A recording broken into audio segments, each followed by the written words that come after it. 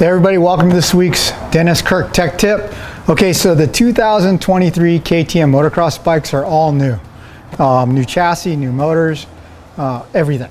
So we've been blown away by the handling and the power delivery of all three bikes, 250, 350, 450. And in speaking with some of our friends on the R&D team at KTM, they said, hey guys, the stock exhaust is going to be hard to beat this year. We worked really hard on it. While that is completely true, we have had some great success with a FMF 4.1 factory slip-on, not the header as well, just the rear section. Put it on my 350 last week and it gained quite a bit of top end over rev in each gear. And we're assuming the same is going to go for the 250 SXF as well. So there's a couple little tricks and tips to installing just a slip-on. And we're going to go through it with you and also talk about how to remove the spark arrestor insert that comes stock on every FMF muffler. Unless you're riding in the desert or doing trail riding up in the mountains, don't want the spark arrestor. So I first put it on the 350. I was actually kind of bummed because it felt slower than stock. Took the spark arrestor insert out and man, woke the bike up completely. Now, most spark arrestors are installed and fastened by just a little bolt on the inside of the muffler, but FMF has a really clever and Sano way to keep it in. We're going to show you how to take it out. So the tools required for this job are a ratchet with an 8mm, a 10mm, a small screwdriver, flat blade, and a pair of needle nose pliers or a spring puller, whichever you have. So for this particular application with the KTM 250 and 350, the FMF Factory 4.1 costs $799.99. You're going to cut some weight, gain some top end power, have the option for the spark arrestor. Dennis Kirk has a full supply of all FMF systems available, both slip-ons and complete systems. So check them out. All right, step one, pretty self-explanatory. Remove this two 8mm head fasteners that hold the muffler on. KTM is very considerate and has two holes for access so we don't have to take the plastic off. So we loosen them up first. That's one bolt. That's two. All right, the next step is to remove the spring. We're going to use needle nose pliers here. There you go. We call that the OS spring because sometimes it takes off and you say, oh, S, where'd it go? One of the tricks I learned the last time is you gotta loosen the mount. Even though you don't have to take this bolt out, loosening it up allows some wiggle room because not everything always fits perfect. We like to think that FMF stuff fits nicely, but variations in production, loosening this up. The front of the header is attached by two springs, which allows some wiggle room as well. Loosening this up allows things to fit a little easier.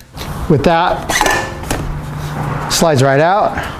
We're going to have to take the rubber grommets and washers off. That's where the flathead screwdriver comes in handy. So these are just kind of just sitting in there. You could get them out very easily.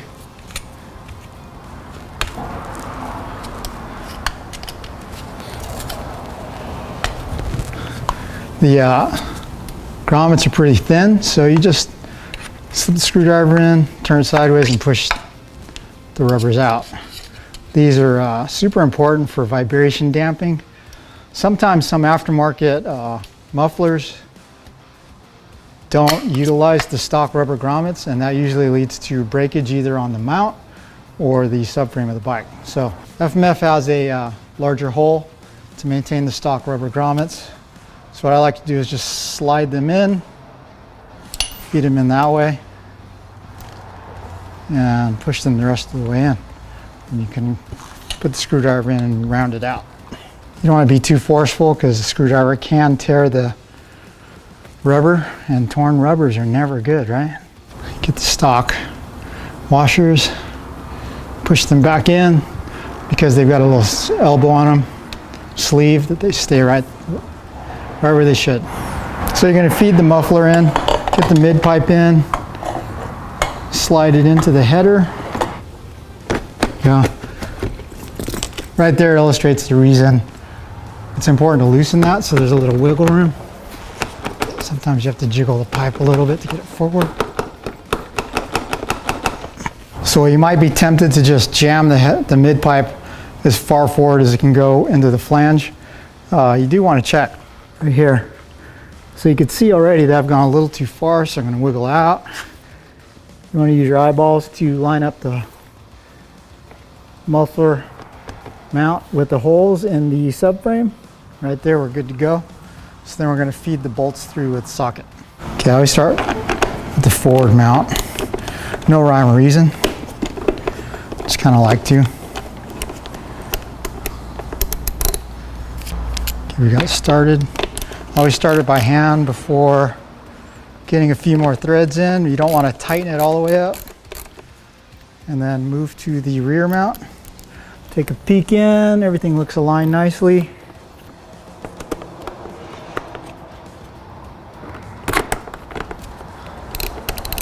Again, get it started by hand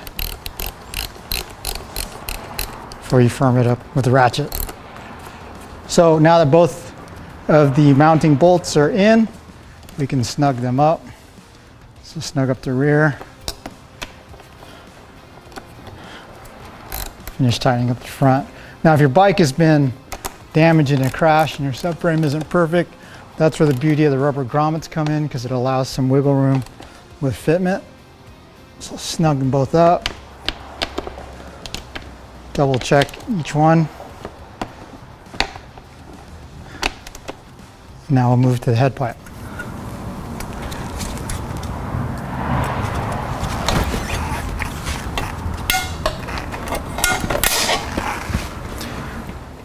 The last step is to snug up the mid pipe mount where it joins the header, and we're good to go.